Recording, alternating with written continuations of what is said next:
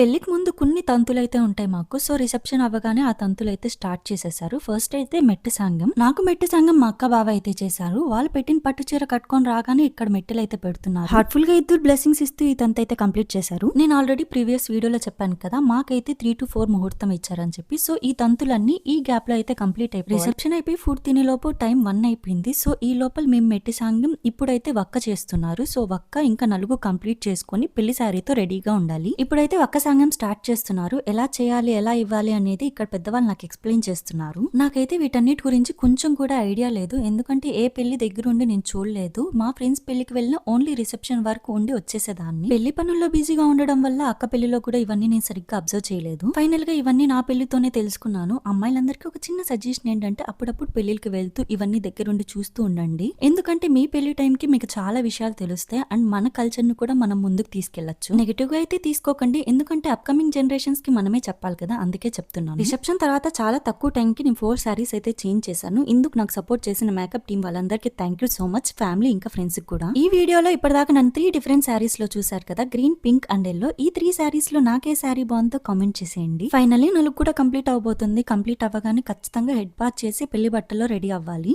మీరు ప్రేమగా పెట్టే ప్రతి కామెంట్ నిజంగా నాకు చాలా బూస్టప్ ఇస్తున్నాయి. థ్యాంక్ యూ సో మచ్ అండి. ఇలా నా పెళ్లికి ముందు తంతులన్నీ సక్సెస్ఫుల్ గా కంప్లీట్ అయిపోయాయి. పెళ్లి ఎలా జరిగిందనేది నెక్స్ట్ వీడియోలో అయితే పోస్ట్ చేస్తాను. Bye bye.